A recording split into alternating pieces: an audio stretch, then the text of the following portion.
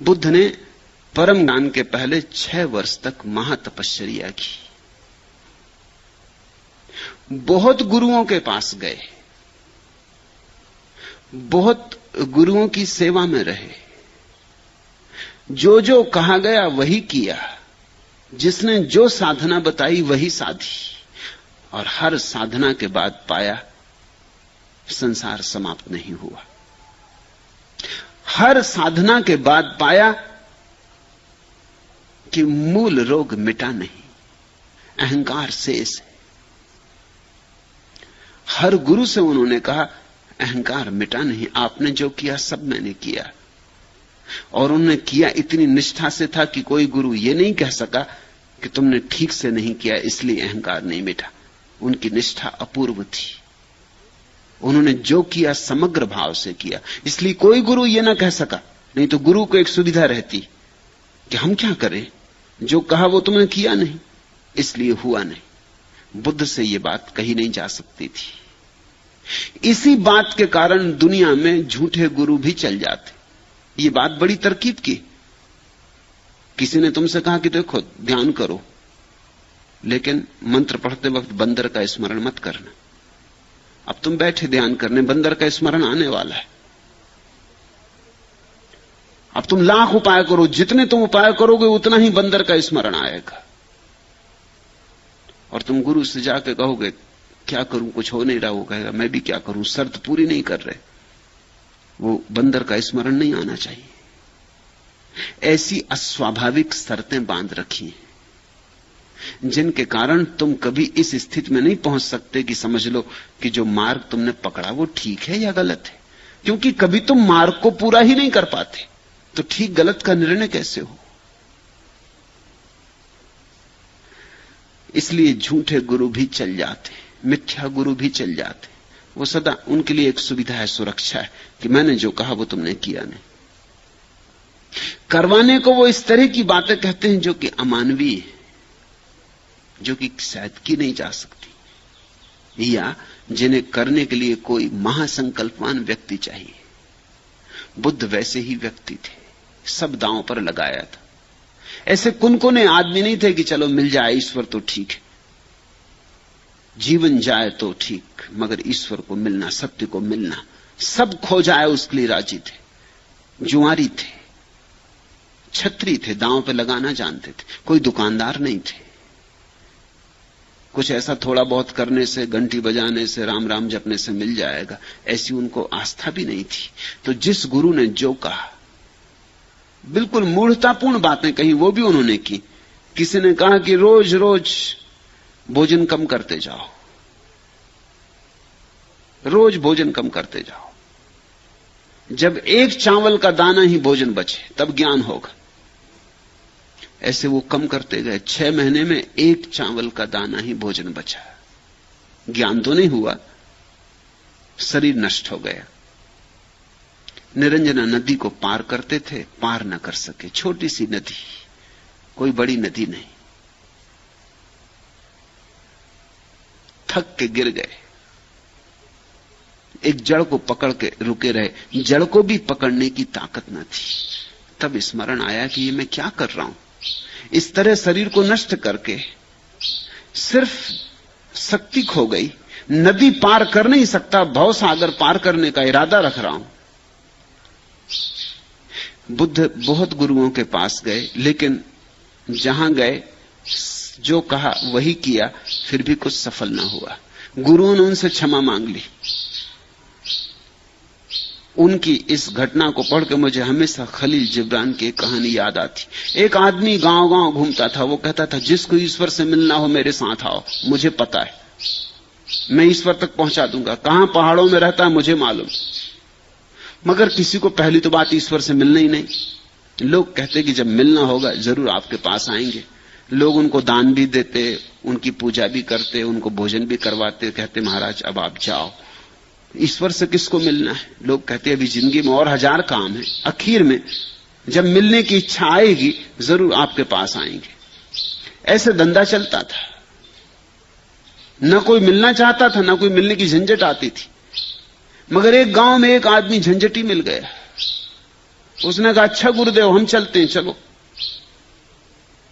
गुरु ने सोचा कि कुछ भटकाएंगे जंगलों में, कुछ दिन अपने आप थक जाएगा, मगर वो भी एक था, वो महागुरु था, वो थके ही नहीं। वो तो रोज सुबह उठ के कि गुरुदेव कितनी देर और लगेगी, अब कहां तक और चलना है। उसने गुरु को थका मारा, 6 साल पहाड़ों में घूमते रहे, गुरु को मार ही डाला उसने। गुरु को भी पता हो तो कहीं पहुंचा दे, पहुंचाए कहां, चक्कर काटते रहे पहाड़ों में कि भाई अब आता अब आता। एक दिन गुरु ने कहा तो हद होगी, मेरी जिंदगी खराब कर देगा, अपनी तो कर ही रहा है, ये मेरी भी जिंदगी खराब कर देगा। उसने उसके हाथ जोड़े और कहा महाराज मुझे रास्ता पता था, मगर जब से तुम्हारा सत्संग हुआ सब भूल गए।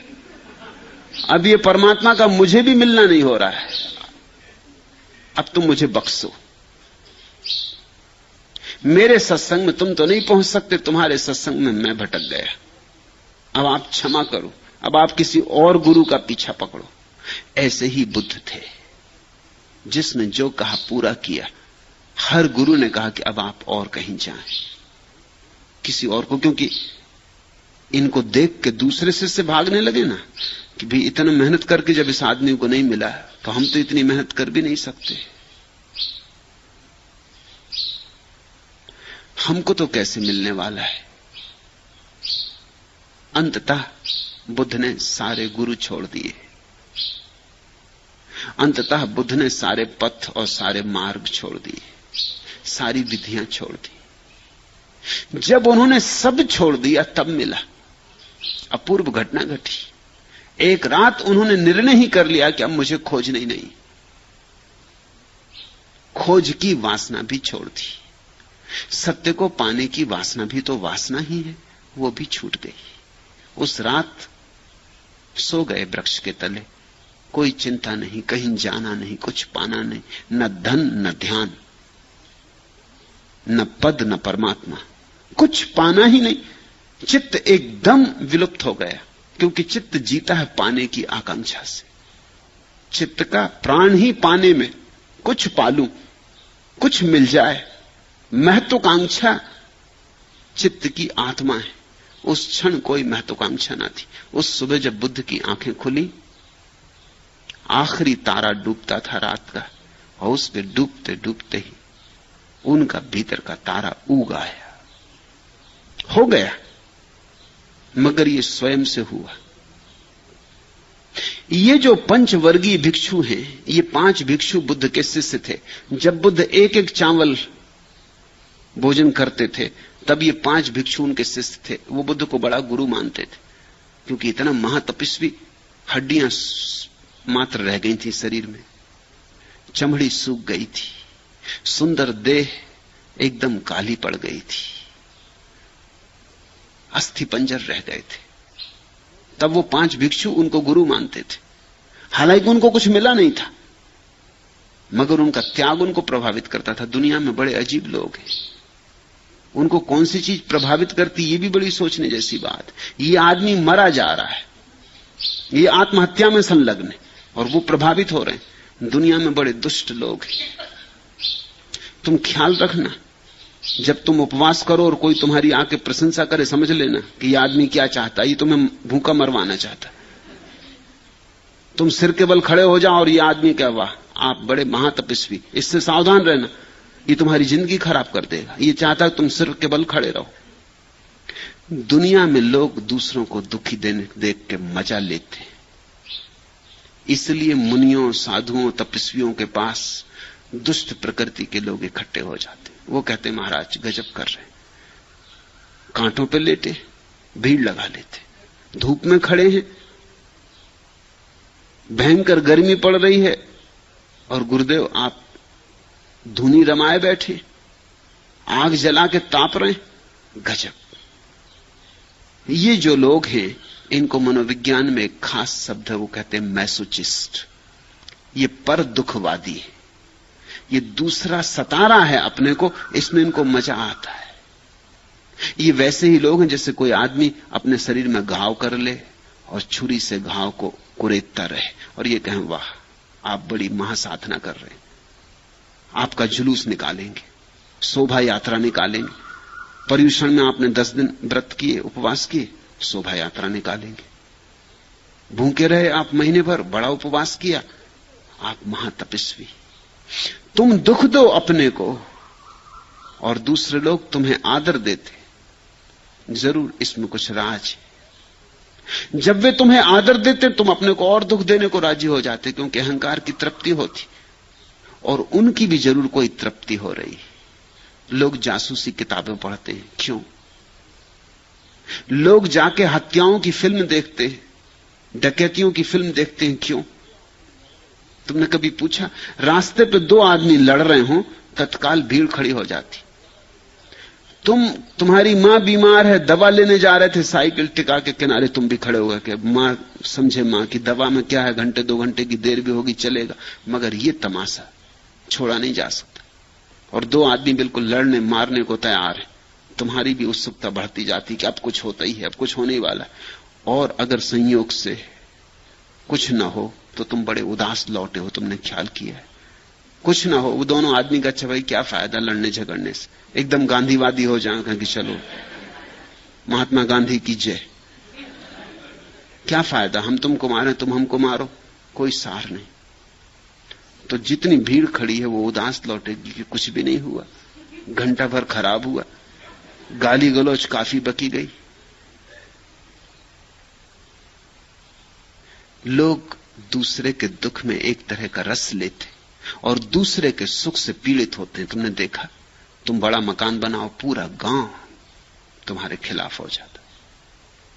तुम सुखी दिखाई पड़ो, किसी को सुख नहीं होता। तुम स्वस्थ हो, किसी को अच्छा नहीं लगता। तुम खाते पीते मजे से जी रहे हो, तुम्हारे घर संगीत होता है, नाच होता है, सारा गांव तुम्हारे दुश्मन हो जाता है। गरीब भोगी है, भ्रष्ट है, नरक जाएगा। और तुम भूखे मरो, धूप में बैठ जाओ, घाव बना लो, सारे गांव की दया और सहानुभूति तुम्हारे लिए। तुम्हारे घर में आग लग जाए तो लोग सहानुभूति प्रकट करने आते, वो कहते हैं बड़ा बुरा हो गया। और तुम्हारा घर बड़ा हो जाए और एक नई मंजिल बन जाए, कोई नहीं आता कहने कि बड़ा अच्छा हो गया। जरा सोचना, जब अच्छा होता है कोई कहने नहीं आता कि अच्छा हो गया, और जब बुरा होता है तब लोग कहने आते हैं कि भाई बहुत बुरा हो गया। मगर जब वो कहते हैं बहुत बुरा हो गया, तब उनकी आंखों में झांकना, तुम पाओगे वो रस ले रहे हैं, सहानुभूति में मजा आ रहा। तुम आज नीची हालत में हो, आज तुम पर दया करने का मौका मिला, ये मौका कभी मिला नहीं था। तुम कभी बुरी हालत में थे नहीं, आज तुम चारों खाने चित्त पड़े हो।